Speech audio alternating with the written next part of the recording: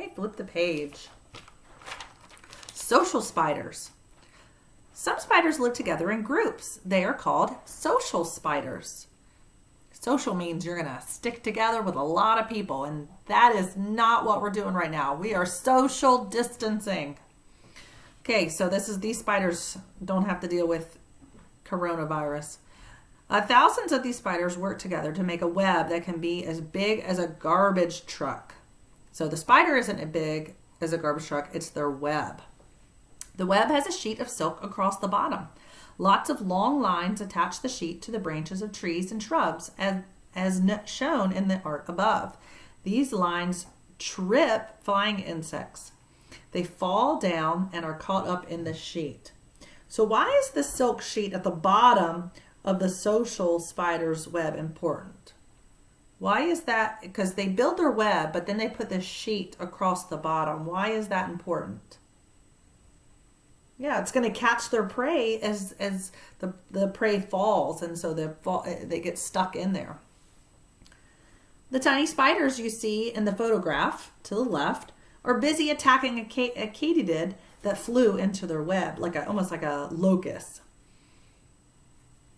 By working together, social spiders can catch and eat insects that are many times larger than they are. So why does a group of spiders have a better chance of surviving than a lone spider? Why do you think that is? Why do you think working together is better than working alone? They can get more food. They can have more protection. God says two are better than one. And so that's very, very important. The common name is social spider. The habitat's along waterways and an undergrowth of rainforest from Panama south to Brazil. Its food is insects of various sizes, including beetles, butterflies, katydids, dragonflies, and wasps. Its body size, the adult females are bigger and the males are slightly smaller, about 5 millimeters. Okay, so let's take a look at social spiders and how they're going to work together. We're going to listen to this. Most spiders are not what you'd call sociable. In fact, they're usually downright hostile toward their own kind. But here in the rainforest, there are exceptions to that rule. Spiders that share big communal nests. Now, if you don't like spiders, you might not like this species. It's called Anelosamus eximius. Ooh, so a lot of them live together. Ugh. Okay, our next spider is going to be the ray spider. The ray spider, which is on the right, makes an orb web that it uses like a slingshot to snag a meal. With its front legs, the spider pulls on a silk thread that draws the web back. That's step one.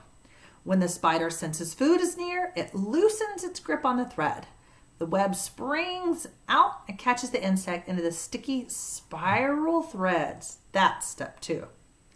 Then the spider runs across the web and grabs the prey.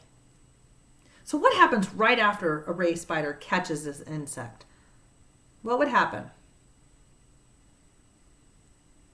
Yeah, it runs across the web and grabs its prey. It grabs what got caught in that. Special hairs and claws on the spider's feet keep it from getting stuck in its own web. So that's a question that a lot of people ask. Why do the spiders not get stuck in their own webs? And it's because God made them with those special hairs. This spider can use its web a few times before it has to build a new one. So let's take a look at a ray spider.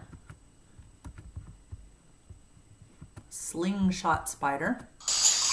Watch it. I'm going to watch it in slow motion. Watch it. Boom! There it goes. Bing! It pulls itself back. Beautiful. And slingshots itself. That's pretty cool that God would make a spider do that. Did you know you can trick this spider by rubbing your thumb against your fingers under its web?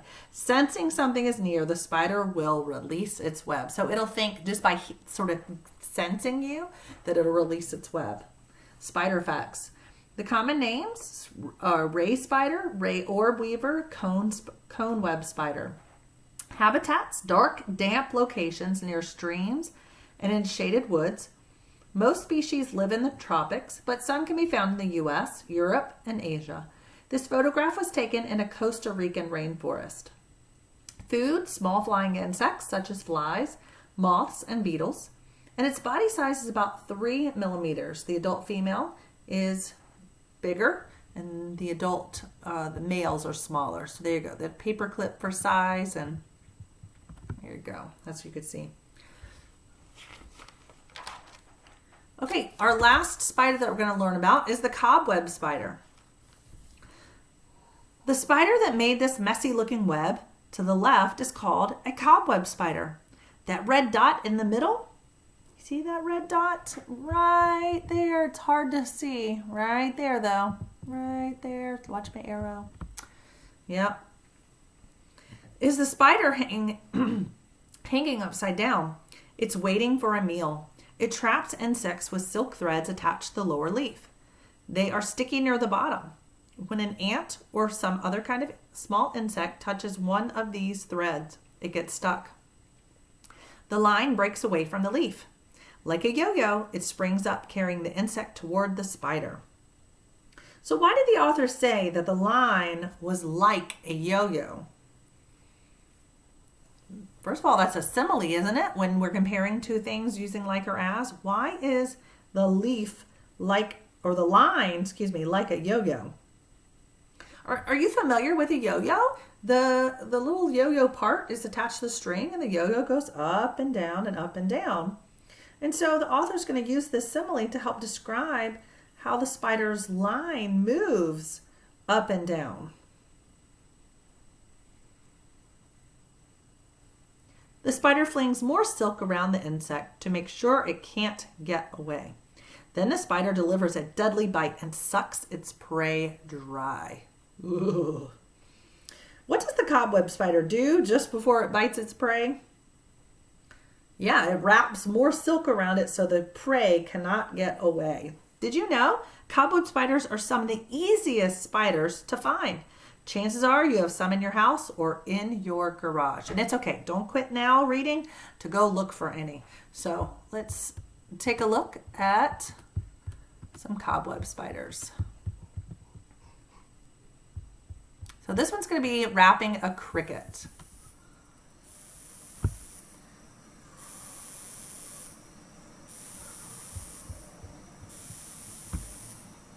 So there it is attaching that web right there, and then it'll wrap it around.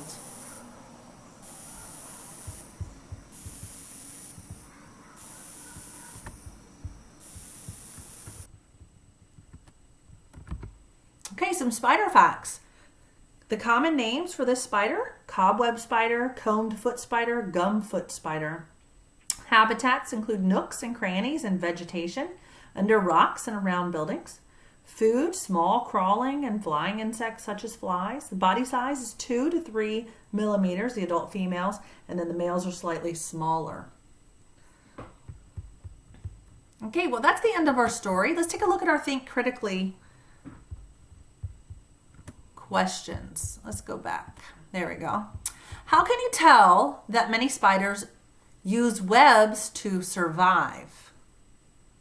So this is a making inference skill. How can you tell that many spiders use webs to survive? Well, at the beginning of the selection, it said that 13,000 of 38,000 types of spiders make webs to catch food. So I could look back at my text and see and read that. Okay, number 2, what does the water spider do first to build its air bubble house? What did that spider do? So it attaches strands of silk to the leaves and stems of water plants. Okay, number 3, what did you learn about spiders that surprised you? I definitely want you to make comments on the page so you can share with us what you learned there. And number 4, how can you tell that the author wants people to be careful around spiders? What does she say that gives us that impression or gives us that conclusion? She says that people should look at but not touch spiders. Okay? And then, of course, you do not have to do number 5 on your Think Critically questions. So that's at the end. I hope you enjoyed this selection. And be sure to go walk around. Of course, don't touch spiders, but just check out if there's any living creatures like spiders around and enjoy God's creation.